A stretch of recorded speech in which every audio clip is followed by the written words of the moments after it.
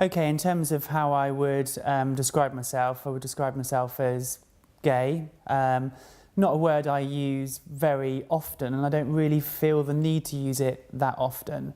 In terms of establishing when you know you are gay, I think that's a pretty hard question for me because it's different within hindsight.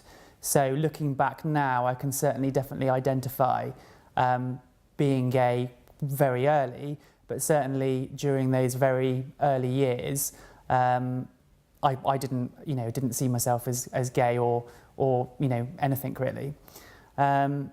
So in terms of coming out, again, not a very simple process for me. I think, again, using hindsight, it was more to do with the fact that I would wait until I'd met somebody that was right for me, and therefore there was a reason to go through the rigmarole of identifying yourself as gay and any backlash that would come with that.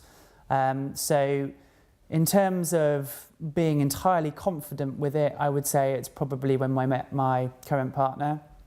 So that would be in 2005 when I was 25. I suppose in the sort of years during university, it wasn't really a priority of mine, whether knowingly or unknowingly, to get into a relationship or probably deal with the issues that in hindsight I knew were there. So I would say for me, coming out and having a partner to support you through that was relatively easy.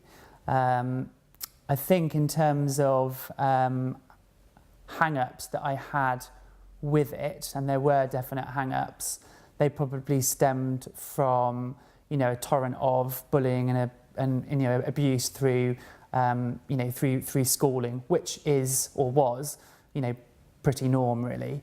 In terms of when I first, I suppose, had exposure to very negative connotations, would be probably during secondary school, which would have been from 1991 to 1997. And I remember there was one individual lad who was openly gay at that time, and was obviously persecuted for it. And I think that was prevalent in all schools. I think during university years, which would have been from 97 to 2000, I did experience quite a lot of negativity, not directly to me, but to others who were openly gay, and that would be from bar staff or bouncers or general people in the street.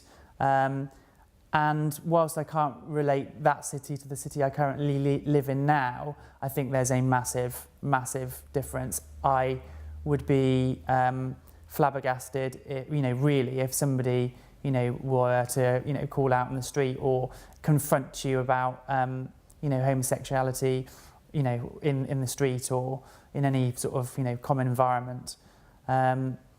So I suppose, I would say things are improved, but I don't really know what it's like now in a school environment. So there we are.